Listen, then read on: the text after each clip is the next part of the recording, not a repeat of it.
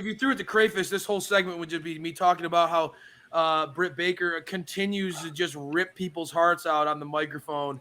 Both of them threw bombs left and right, and I loved how Ruby tied in the history. How she brought her into business, and so immediately I was sold. Immediately I was intrigued by this feud after that literally 1 to 2 minute promo, and it was just. I was like, oh my gosh, I can't believe, this is perfect booking. These people, I love how Ruby was like, you tell all these things about you to remind them who you are, or you're truly who you are. And whatever she said, and then Britt throwing those thunderous punches right back at her, man, it was nothing was left out. The 4 years in the catering line. Yeah. The catering room I thought they both fit though. line. I mean, like I thought Ruby talking about how Britt and again as a diehard DMD fanboy here. Diehard what? As a diehard DMD fan here, I got to give Ruby her credit here. I mean, I thought that she attacked Britt in a unique way, and in some ways. Maybe is hinting at some insecurity of the DMD, trying to always constantly remind people of how great she is all the time. Sometimes when people act that way, there is some sort of insecurity. I don't think that that's the case with the DMD, but I thought that it was actually a very creative way that Ruby went about it. Basically saying you constantly are reminding people of what you are, so that people don't look at what you aren't. I thought that was a really sharp comment by Ruby, but again. If you're going toe-to-toe, just like I talk about, I've said it from day one. Britt Baker is every bit the heel that MJF is. If you're going to go toe-to-toe with Britt Baker on the mic, you better be ready for some bombs. And Britt Baker threw a haymaker tonight, folks. She with that catering line, why don't you run away to catering like your last 4 years of your career? Ouch. That one stung a little bit. Not going to lie. The DMD knows how to do those jabs that always seem to land, folks.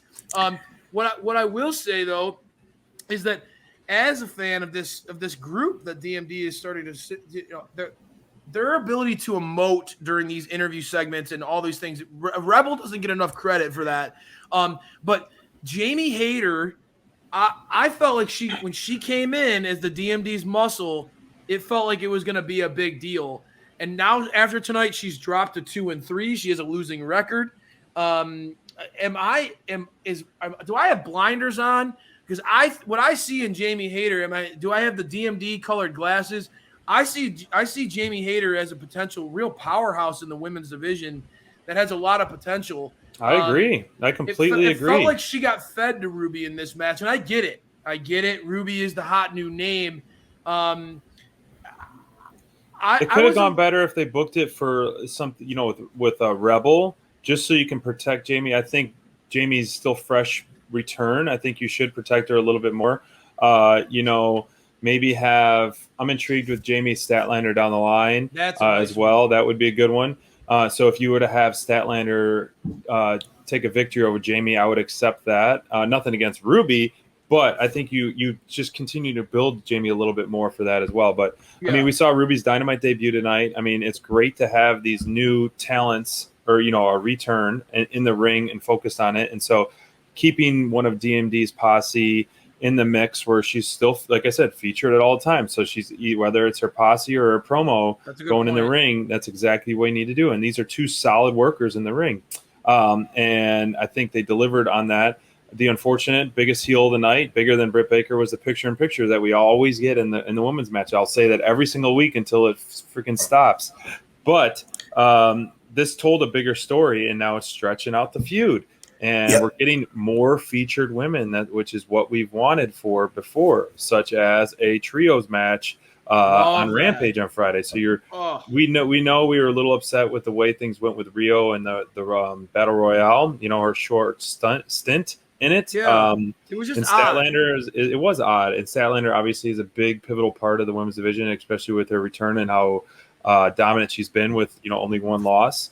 So these 6 faces on Friday, it's going to be a great showcase of the division and how it's growing. And you've been calling for that, SPD. I think that's a really great point.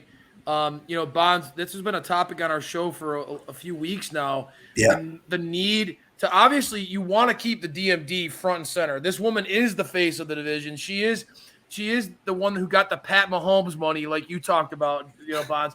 So you want to keep her front and center, but you're starting to see AEW really flesh out this women's division. And now that you see Riho coming in, and now you get Ruby's debut, Statlander, as SPD talked about, really breaking through.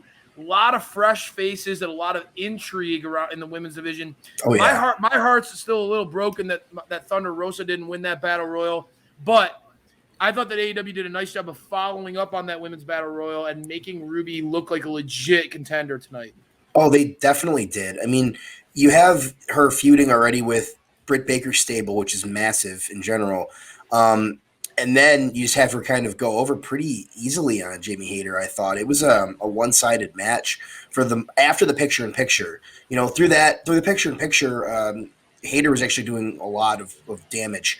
But once we got to actually see the whole thing on screen, it was Ruby's moment, which is great. I think that when you have a big name like this coming in that everybody's anticipating, you have to treat her like a big deal. I also do agree, though, with SPD here on his point about making Jamie Hayter look strong, so close to her re-debut. It's kind of unfortunate that she had to be the victim here of that. But again, it's going to make for a better match on Friday, I hope. We're going to have a really good trios match. And again, this is going to flesh out the division, continue to build new stars. Riho being back is awesome too. So we're going to get a lot of the big names in here back. And, we're not going to talk about every promo of the night, but we got to see every major name in the women's division tonight, other than Serena Deeb. So basically everybody other than Deeb we got to see, which is good. That's a step in the right direction for Dynamite and for the women's division in general. Exactly. The women played a big role in tonight's show. And that's something that shouldn't go unnoticed. I think that the Anna Jay and Ty Conti, the way that they influenced this, this FTR and Shawn Spears and Dark Order matchup, I think